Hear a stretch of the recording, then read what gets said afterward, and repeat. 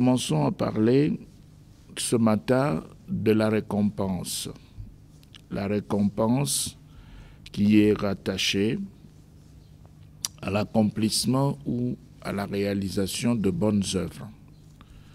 Parce que, comme nous l'avions dit la fois passée, et c'est par là que nous allons commencer aujourd'hui, en guise d'un petit rappel, dans Éphésiens 2, au verset 10, nous relisons rapidement pour que les idées puissent être bien fixées. Paul parle de bonnes œuvres que Dieu a préparées d'avance. Et voyons le texte, Éphésiens 2, 10. Il dit, nous commençons par le verset 9. « Ce n'est point par les œuvres afin que personne ne se glorifie. » 10. « Car nous sommes son ouvrage, ayant été créés en Jésus-Christ, pour de bonnes œuvres que Dieu a préparées d'avance, afin que nous le pratiquions. » Voilà. Donc, Dieu nous accorde un salut gratuit en Christ par notre foi, dans la personne de Christ, par notre foi dans l'œuvre de la croix, et après, le même Dieu qui a donné le salut veut que nous puissions ainsi découvrir les bonnes œuvres pour que nous puissions les pratiquer. Et après, notre obéissance dans la pratique des bonnes œuvres que lui-même Dieu avait préparées d'avance pour nous, dès que nous obéissons et nous commençons à pratiquer, Dieu nous accorde sa récompense. Sa récompense. Il va nous récompenser. Alors, quand Dieu donne la récompense, qu'est-ce que ça veut dire maintenant? Et c'est le grand problème que nous commençons à développer aujourd'hui pour voir ensemble en quoi consiste cette récompense, quelle est sa nature et comment on peut l'obtenir. Parce qu'aujourd'hui, plusieurs personnes considèrent la récompense de Dieu de plusieurs manières. Alors la première chose qu'on va voir, c'est dans Luc, au chapitre 10, le verset 5 jusqu'à 7. Et là, nous allons lire dans une vieille version, Martin, pour que nous puissions voir comment est-ce que le texte est présenté en rapport avec la récompense. Tu as obéi, tu as fait ce que Dieu avait révélé. Maintenant, tu as droit à une récompense. Luc 10, 5, 7, il est dit exactement ceci. Il y a un texte là, il y a un mot dans le texte de Martin qui nous intéresse, et vous allez voir. 5. Et en quelque maison que vous entriez, dites premièrement, paix soit à cette maison. 6. Que s'il y a là quelqu'un qui soit digne de paix, votre paix reposera sur lui, sinon elle retournera à vous. 7. Et demeurez dans cette maison, mangeant et buvant de ce qui sera mis devant vous. Maintenant, il ajoute, et c'est ça ce qui nous intéresse, car l'ouvrier est digne de son salaire. Vous voyez, Martin, lui, ne dit pas que l'ouvrier mérite. Il dit, l'ouvrier est digne de son salaire. N'est pas ce point de maison à maison. Voilà. L'ouvrier est digne de son salaire et il ne faut pas que l'ouvrier puisse aller de maison en maison. Mais ici, on parle déjà d'un salaire. Et le salaire ici, c'est ce que nous considérons comme étant la récompense. Dieu ne peut pas récompenser quelqu'un qui n'a pas découvert les bonnes œuvres que lui-même Dieu avait préparées, quelqu'un qui n'est pas entré dans ce que Dieu avait préparé, quelqu'un qui avait pris la décision de faire ce qui lui passait par la tête. Dieu ne voit pas, il n'est même pas concerné.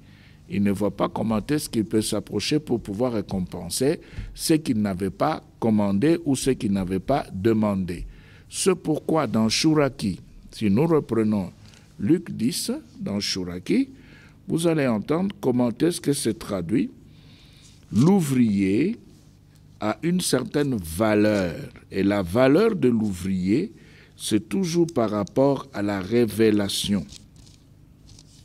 Luc chapitre 10, version Chouraki, le verset 5. En toute maison où vous entrez, dites d'abord « Shalom » à cette maison. 6. Et s'il est là un fils de paix, sur lui reposera votre shalom. Sinon, il retournera sur vous. Demeurez dans cette même maison, mangez et buvez ce qu'il y a chez eux. Mangez et buvez ce qu'il y a chez eux. Oui, l'ouvrier a valeur pour son salaire. L'ouvrier a valeur pour son salaire. N'irez pas de maison en maison. En toute ville où vous entrez et où il vous accueille, mangez de ce qui vous est servi. Voilà. Donc, nous le disons, l'ouvrier a valeur de ce qu'il mérite, c'est-à-dire le travail qu'il a pu faire. Mais ce travail n'est pas un travail décidé par l'homme, c'est un travail qui est sorti du cœur de Dieu, révélé.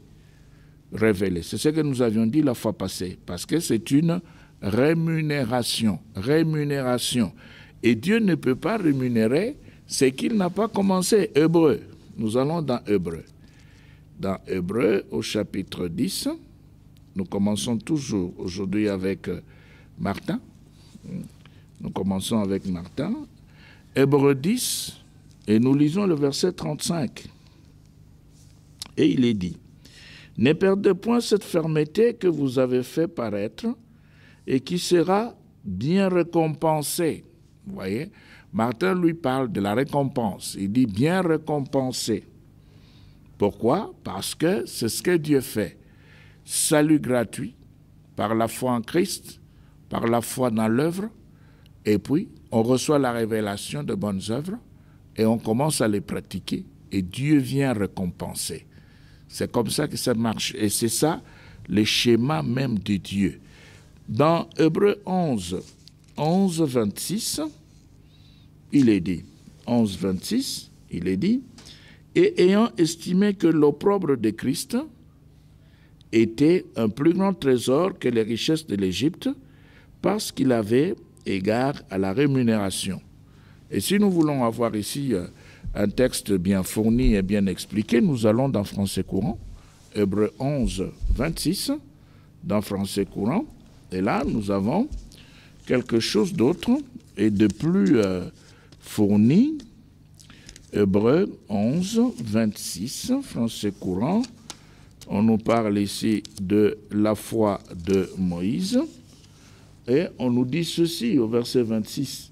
Il estima qu'être méprisé comme le Messie avait beaucoup plus de valeur que les trésors de l'Égypte, car il gardait les yeux fixés sur la récompense future. Les yeux fixés sur la récompense future. Donc, il avait les yeux sur ce qu'il devait avoir à cause de l'obéissance.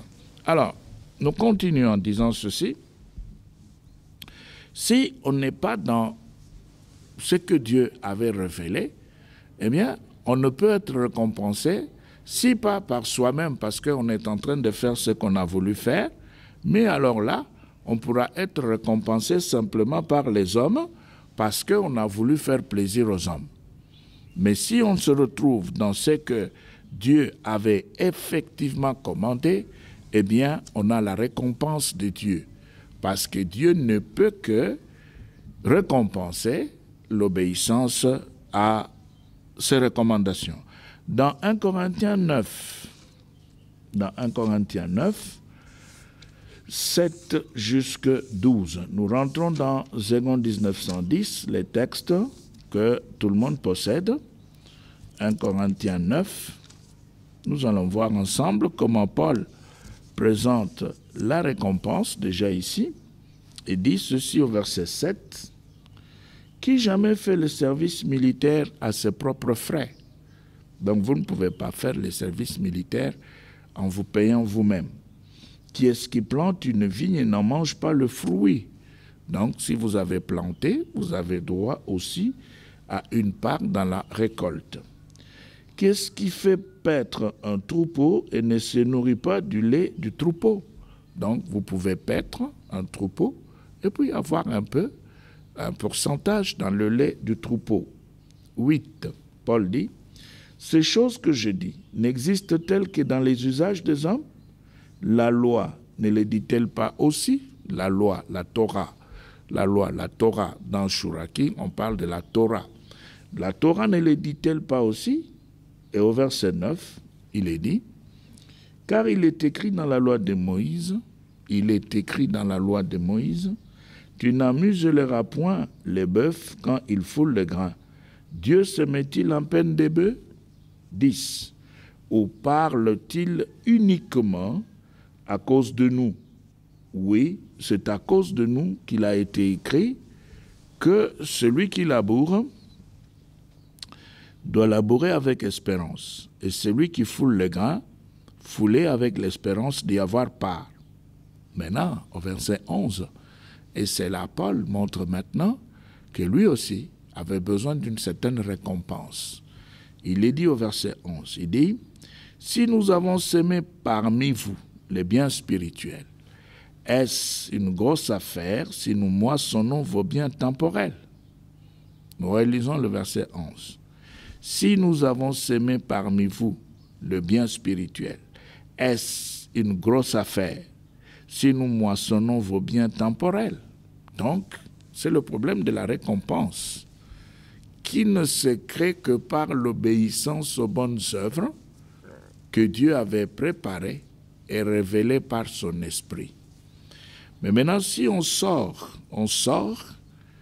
de bonnes œuvres que Dieu avait préparées, on va se retrouver dans des pratiques terrestres d'assistance matérielle.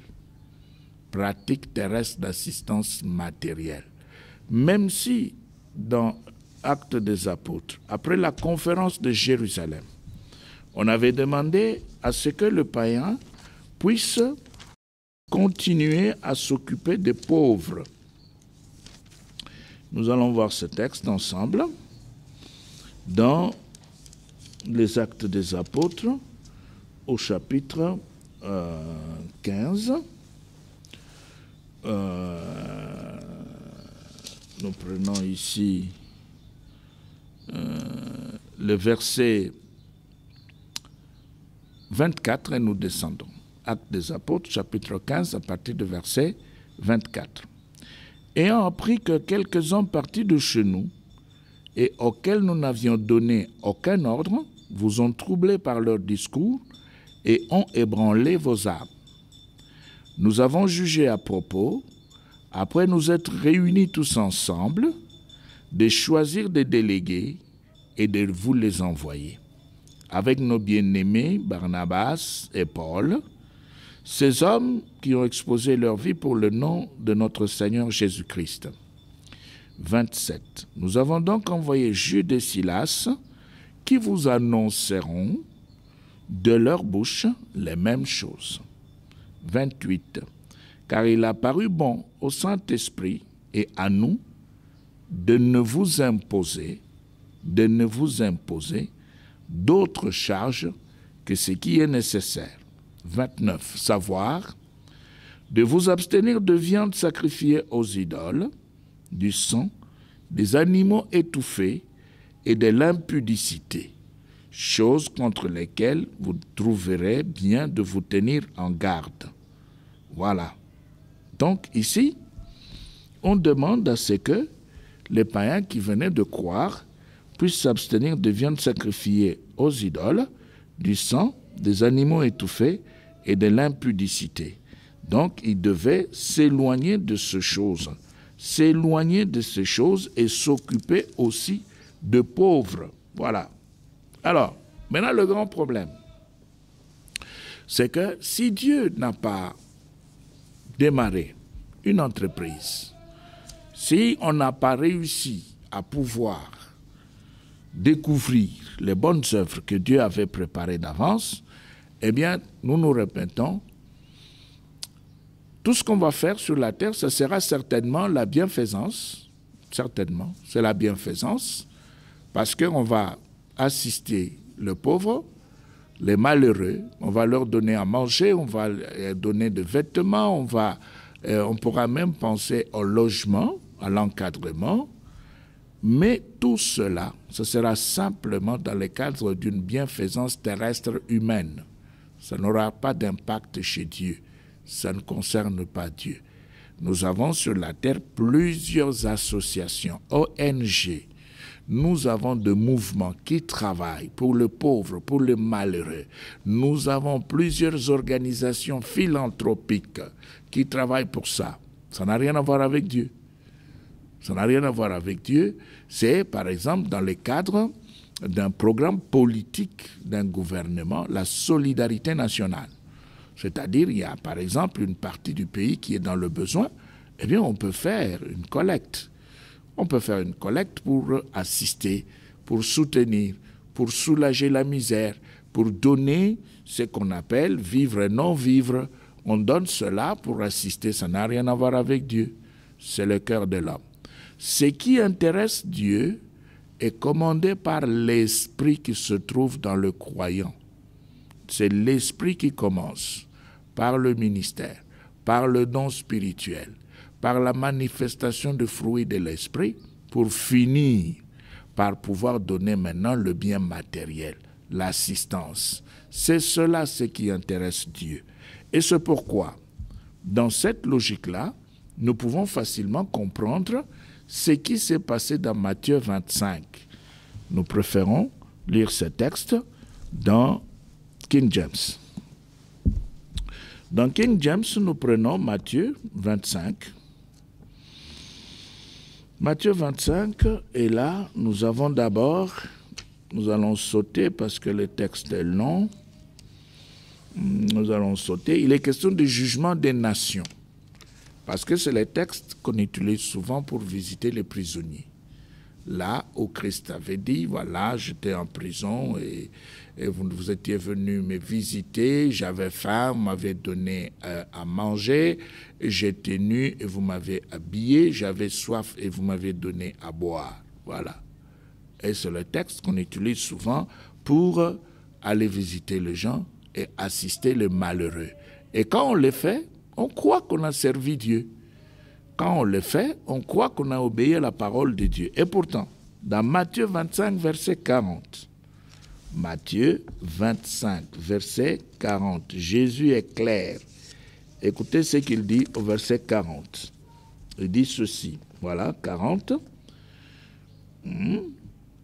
On peut même remonter vers 38 pour beaucoup plus de compréhension.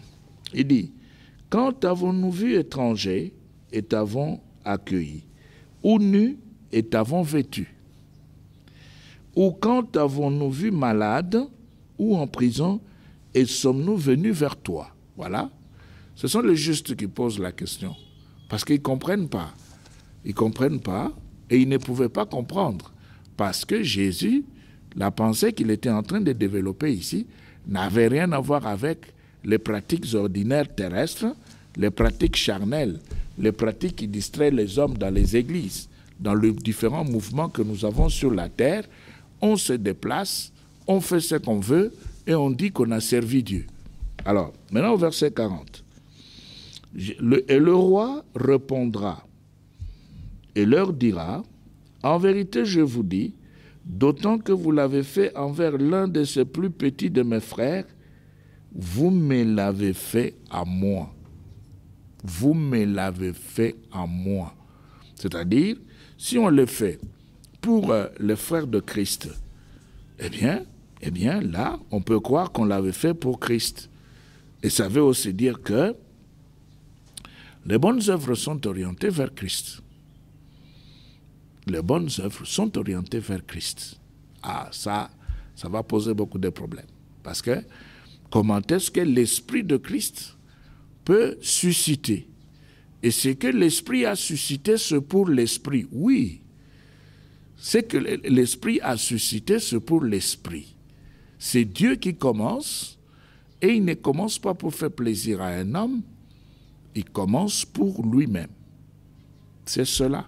Et c'est la leçon que Jésus donne. Ce n'est pas le fait d'aller visiter les prisonniers terrestres. Non, ça n'a rien à voir avec ça. Ça prouve tout simplement qu'on n'a pas bien lu les Écritures. On n'a pas bien lu la Bible. On ne comprend pas le langage de Christ. Il le dit lui-même. Au verset 40, nous reprenons la lecture. Il dit, « Et le roi répondra et leur dira, « En vérité, je vous dis, d'autant que vous l'avez fait envers l'un de ces plus petits de mes frères, plus petits de mes frères, plus petits de mes frères. » Mais maintenant, quand vous allez visiter les prisonniers, vous avez des inconvertis, des gens qui n'ont rien à voir avec le Seigneur. Quand vous vous occupez de tout ce qu'on a comme déplacé, nous ne voulons pas dire qu'il ne faut pas le faire. Non, vous pouvez le faire en tant qu'homme, par l'amour terrestre charnel. Vous pouvez le faire pour donner à manger, pour habiller, pour donner un logement, pour secourir. Nous ne disons pas qu'il ne faut pas le faire. Vous pouvez le faire. Mais il y a ce qui sort du cœur de l'homme et il y a ce qui vient de la part de Dieu. Il faut différencier les deux. Dieu ne récompense que ce qu'il a commandé. Dieu ne récompense que ce qu'il a lui-même commencé. Et c'est ce que Jésus dit là. Il dit au verset 40, « L'un de mes frères, l'un de ces plus petits de mes frères, l'un de ces plus petits de mes frères, celui qui n'est pas encore converti, qui ne pratique pas la parole de Dieu, qui n'est pas dans la volonté de Dieu, qui n'a pas encore reçu la révélation de Christ, n'est pas frère à Christ. » Et Jésus ne peut pas le considérer comme étant son frère. Il n'a pas de révélation. Il ne l'a pas reçu. Il ne lui a pas donné la vie. Il n'a pas fait entrer Dieu dans sa vie. C'est un inconverti, peut-être un féticheur, peut-être un occultiste, peut-être un sorcier. Eh bien, Jésus ne le considère pas comme étant un de ses plus petits frères. Mais maintenant, si, par exemple, vous prenez de biens matériels et vous donnez à une telle personne, eh bien, vous avez jeté les biens dans l'enfer. C'est tout ce que vous avez fait. Ça ne peut pas revenir sur Christ parce que ce que vous avez fait n'a rien à voir avec Christ. Toujours dans Matthieu 25, au verset 45. Matthieu 25, 45, Jésus parle. Il dit, maintenant en répondant aux injustes, qu'est-ce qu'il leur dit? 45. Nous commençons par 44. Puis eux aussi lui répondront, disant, « Seigneur, quand avons-nous vu avoir faim ou soif, ou un étranger, ou nu, ou malade, ou en prison, et ne t'avons-nous pas servi? Et ne t'avons-nous pas servi pour que tu puisses nous punir aujourd'hui? Parce que nous ne t'avions pas servi. Maintenant, tu prends la décision de pouvoir nous punir. Dis-nous quand est-ce que nous t'avons vu et nous n'avons pas fait ce que nous devrions faire. » Maintenant, au verset 45, « Alors il leur répondra disant, « En vérité, je vous dis, d'autant que vous ne l'avez pas fait à l'un de ces plus petits, vous ne me l'avez pas fait. » Donc, comme il ne s'était pas occupé des petits frères de Christ, des hommes et des femmes qui se trouvent dans la révélation, des hommes et des femmes qui travaillent, comme il n'avait rien fait pour ces gens-là, Christ estime que ces gens avaient sacrifié de bonnes œuvres qu'ils devaient normalement pratiquer. Ils n'ont pas fait ça.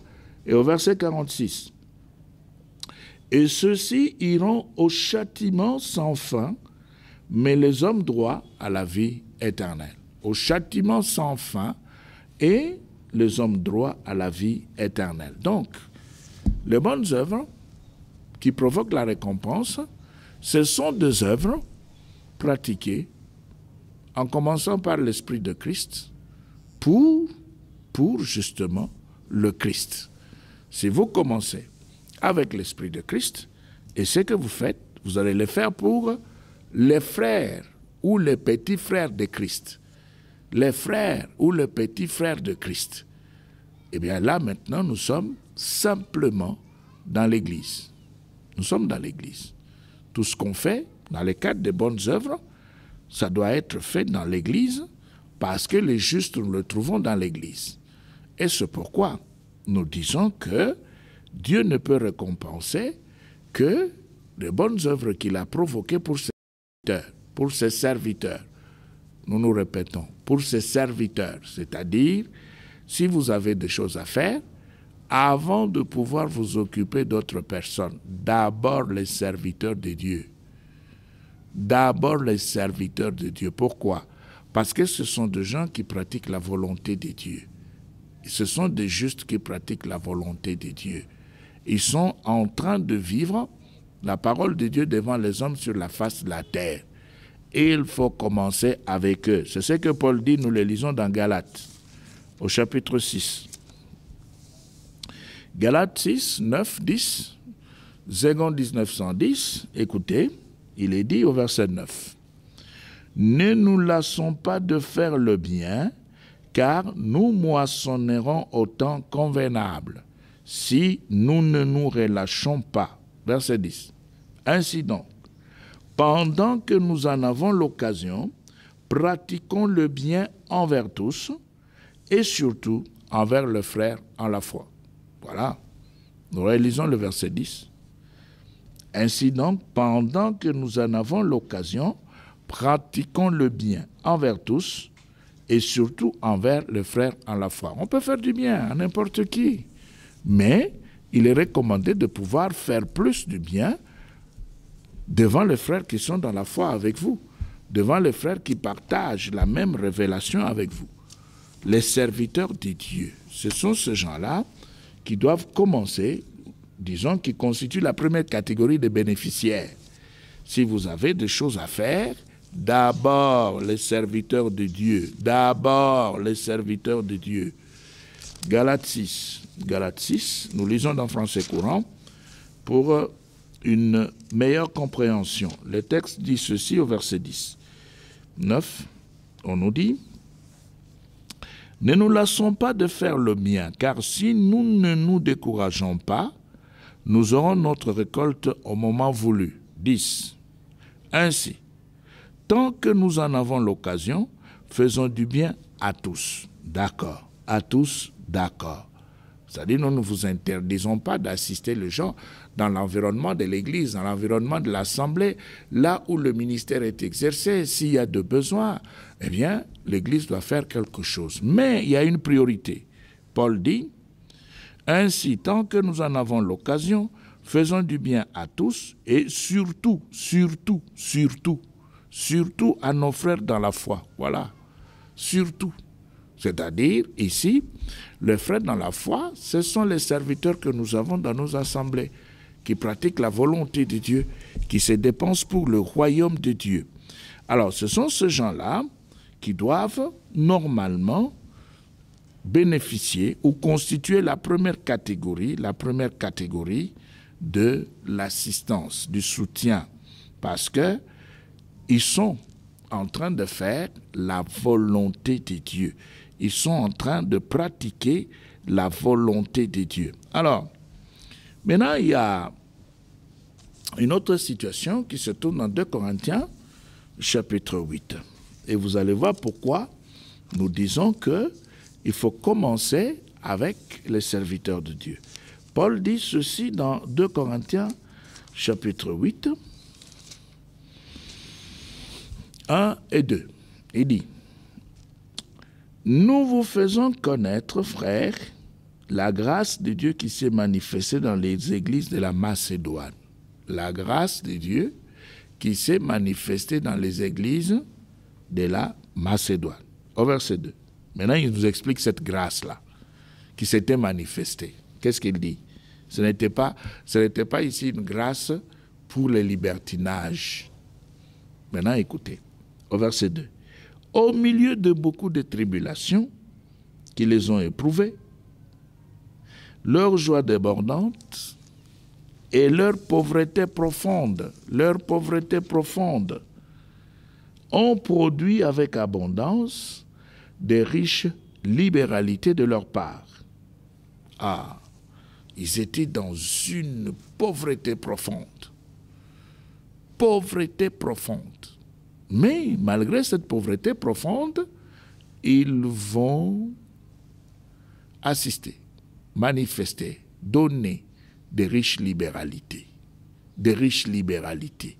Comment est-ce que quelqu'un qui peut être pauvre et profondément pauvre, misérable, mais il arrive quand même à faire quelque chose dans l'œuvre de Dieu, à pouvoir produire un soutien matériel? Ça veut simplement dire ceci. Vous pouvez être pauvre, mais l'Esprit de Dieu qui est en vous, que vous avez reçu. Parce que Paul dit, nous sommes les temples de l'Esprit de Dieu. L'Esprit de Dieu qui est en vous, c'est cet esprit qui va vous pousser à pouvoir poser des actes dans le cadre de bonnes œuvres. Les actes d'amour, les actes de compassion. C'est cet esprit qui vous poussera à pouvoir manifester votre obéissance aux bonnes œuvres révélées. Vous ne tiendrez pas compte de votre condition matérielle terrestre, parce que vous savez que c'est l'esprit qui vous pousse à pouvoir faire cela pour le compte de Dieu. Et comme c'est l'esprit qui vous pousse à pouvoir faire cela pour le compte du ciel, vous n'allez pas hésiter.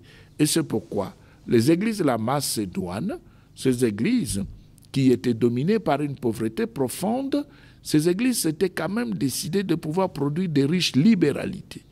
Ils ont produit des riches libéralités parce qu'ils n'agissaient pas à partir d'une condition humaine, à partir de l'homme. Non, ces églises agissaient à partir de l'esprit.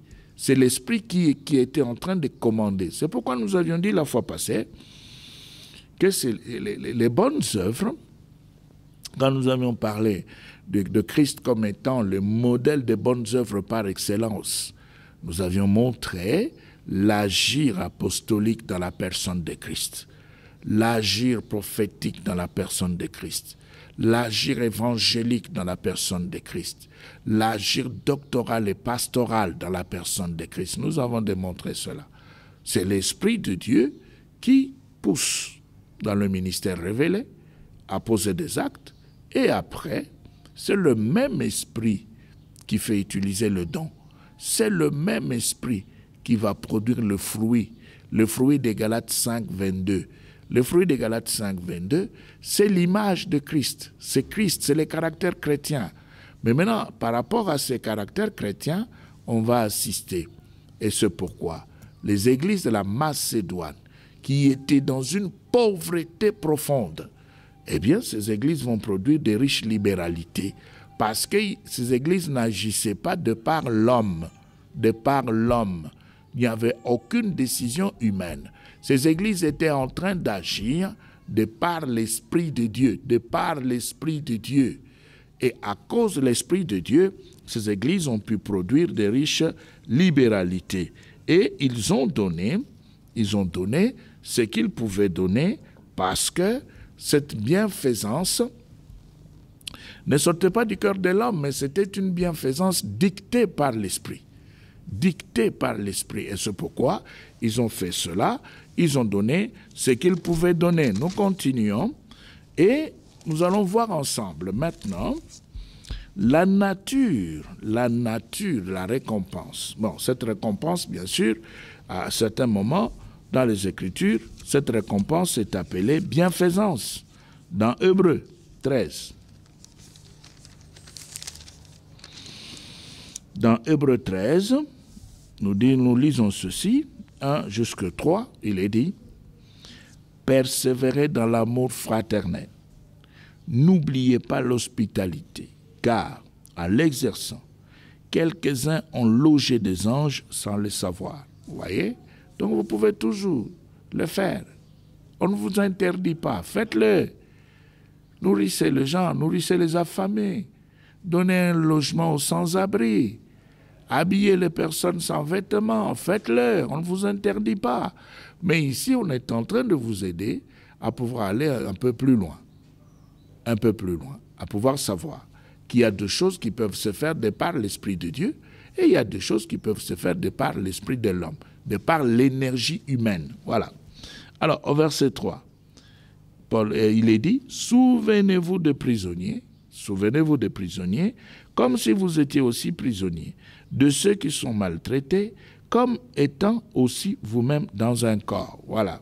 Donc, dans le même chapitre, nous prenons le verset 14, donc toujours Hébreux 13, 14, 16, il est dit, « Car nous n'avons point ici-bas de cité permanente, mais nous cherchons celle qui est à venir. » 15. « Par lui, offrons sans cesse à Dieu un sacrifice de louange, c'est-à-dire le fruit des lèvres qui confessent son nom. » 16. « Et n'oubliez pas la bienfaisance et la libéralité. » N'oubliez pas la bienfaisance et la libéralité, car c'est à de tels sacrifices que Dieu prend plaisir. Mais nous sommes dans la Bible, la parole de Dieu, pour les enfants de Dieu, pour les ministres, pour les serviteurs. Ce n'est pas pour les communs des mortels. La parole est donnée par Dieu à ses enfants. La parole est donnée par Dieu à ceux-là qui sont considérés par le ciel comme étant le temple de l'Esprit de Dieu. Et c'est l'Esprit de Dieu qui s'adresse au temple. Et c'est l'Esprit de Dieu qui donne le message, la bienfaisance. Mais ça ne veut pas dire qu'on doit négliger ceux qui ne sont pas dans la famille chrétienne. Non, non. On peut faire quelque chose pour eux. On peut faire quelque chose pour eux, mais si je suis devant un inconverti et un frère, eh bien, je vais privilégier les frères. Je me répète. On se retrouve devant un inconverti dans le besoin et un frère dans le besoin. Et on a un peu d'argent. Et c'est tout ce qu'on a. On a par exemple un billet de 10 $. Bon, maintenant, il y a un inconverti qui se présente qui est dans le besoin. Et il y a aussi un frère qui se présente qui est dans le besoin. Maintenant, qui a droit à ce billet de 10 $? Il y en a qui diront non, l'inconverti, parce qu'il faut jouer sur la réputation. Non, nous disons les frères. Les frères, pourquoi? Galates 6.10. Galates 6.10. Galates 6.10 répond. On peut faire du bien à tous, mais surtout, ça veut dire que je donne le billet de 10 $ à mon frère et l'inconverti, je commence d'abord par lui annoncer l'évangile. Il doit d'abord se convertir pour entrer dans la famille de Dieu. Sinon, en lui donnant l'argent, eh bien, qu'est-ce qui va se passer? Cet argent-là est jeté dans l'enfer. Vous lui donnez l'argent, il prend l'argent, il va s'enivrer, et puis il commence à vous insulter, à insulter l'Église. Parce que vous n'avez pas pris le temps de lui donner d'abord ce qui était utile et nécessaire pour sa vie. Donc, il fallait commencer par lui donner d'abord la parole de Dieu. Mais dans l'entretemps, les billets de 10 $ se retrouvent déjà dans les mains de mon frère. Parce que lui, au moins, il est déjà en train de pratiquer la volonté de Dieu. Alors, nous commençons la nature de la récompense pour ces quelques minutes qui nous restent, mais je crois que c'est très important. Nous pourrons peut-être continuer dans les émissions qui vont suivre. Mais ici, déjà, d'emblée, nous voulons dire ceci dans 1 Corinthiens 3. Nous prenons Martin. Aujourd'hui, Martin est à l'œuvre, on vous a dit pourquoi. 1 Corinthiens 3, et nous lisons le verset 8. Martin dit ceci. « Et étant celui qui plante que celui qui arrose ne sont qu'une même chose. Ne sont qu'une même chose. Mais chacun recevra sa récompense selon son travail. » Nous reprenons au verset 6. 1 Corinthiens 3, 6. « J'ai planté, Apollos a arrosé, mais c'est Dieu qui a donné l'accroissement, le développement. » 7. « Or, ni celui qui plante, ni celui qui arrose ne sont rien, mais Dieu qui donne l'accroissement. » 8. « Et tant celui qui plante que celui qui arrose ne sont qu'une même chose, mais chacun recevra sa récompense selon son travail. Selon son travail. » Alors, le même texte, nous voulons le lire dans Tob intégral. Nous voulons lire ce même texte d'Un Corinthiens 3. 1 Corinthiens 3, 8. Nous voulons lire cela dans le texte de Tob intégral et vous allez voir pourquoi nous avons préféré cette version.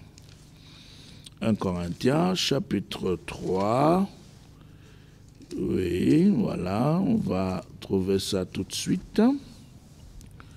Chapitre 3, voilà, on est là, c'est le chapitre 3, verset 8. Alors, nous commençons par le verset 5, dans Tome intégral. Il est dit, « Qu'est-ce donc Apollos? Qu'est-ce que Paul? Des serviteurs par qui vous avez été amenés à la foi. Chacun d'eux a agi selon le don que le Seigneur lui a accordé. » Voilà, vous voyez pourquoi nous avons préféré ce texte, il est très clair. Chacun d'eux a agi selon le don que le Seigneur lui a accordé. Verset 6. Paul dit, « Moi, j'ai planté. Apollos a arrosé. Mais c'est Dieu qui fait croître. » 7. Ainsi, celui qui plante n'est rien, celui qui arrose n'est rien. Dieu seul compte, lui qui fait croître. 8. C'est lui qui plante et c'est lui qui arrose. Voilà maintenant pourquoi nous avons choisi, écoutez très bien, c'est tout temps, c'est tout temps, c'est tout temps. Ça veut dire, c'est lui qui a planté et c'est lui qui est venu arroser. Le deux ne constitue qu'une unité. Une unité. Ah, mais maintenant, comment est-ce que des individus peuvent alors constituer une unité? Et chacun recevra son salaire à la mesure de son propre travail. Il y a maintenant une discrimination, une séparation, une distinction. Par rapport au travail, unité. Maintenant, par rapport à la récompense, séparation. Alors là, il y a un problème maintenant. Il y a un problème. Si, par rapport au travail, on est unis, eh bien, par rapport à la récompense, on devra aussi rester unis. Ça, c'est la logique humaine. Ça, c'est la logique terrestre. Ça n'a rien à voir avec Dieu, ça. Dieu a sa façon de voir les choses. Et ici, c'est ce que Paul fait. Il nous fait entrer dans la manière de penser de Dieu. Par rapport au travail, on est unis parce qu'on est dans un même et seul corps, l'Église. On est des frères, on est en train de travailler. Et on représente l'unité. Et surtout, même maintenant, par rapport à la récompense, on devra être séparés. Parce que chaque personne a pu dépenser son énergie. Chaque personne a pu dépenser son énergie. Alors, nous voulons terminer cette intervention en vous rappelant d'abord de la chaîne des opérations spirituelles. Et puis, dans l'émission qui va suivre, on va revenir sur la nature de la récompense, parce que cette nature de la récompense pose beaucoup de problèmes. Il y en a qui estiment que c'est de l'argent, ce sont des voyages, ce sont des grades, il y en a qui croient que c'est de l'onction, etc. Bon, ok, on va voir tout ça la fois prochaine. Mais il y a la chaîne des opérations. Il y a l'esprit qui est dans le croyant. Et cet esprit qui est dans le croyant donne un ministère par rapport aux 5 ministères que nous avons vus la fois passée. Après les 5 ministères, il y a le don qui devra être exercé, le don biblique. Après le don biblique, il y a le fruit de l'esprit des Galates 5, qui est l'image de Christ, qui reproduit le caractère chrétien, qui donne le caractère chrétien. Et le caractère chrétien va déboucher sur les bonnes œuvres, c'est-à-dire les actes d'amour et de compassion envers tous et surtout envers les frères dans la foi. Et à la fin, maintenant, vous avez la récompense. Et c'est pourquoi nous avons commencé à développer ce thème de récompense pour voir sa nature. Que Dieu vous bénisse.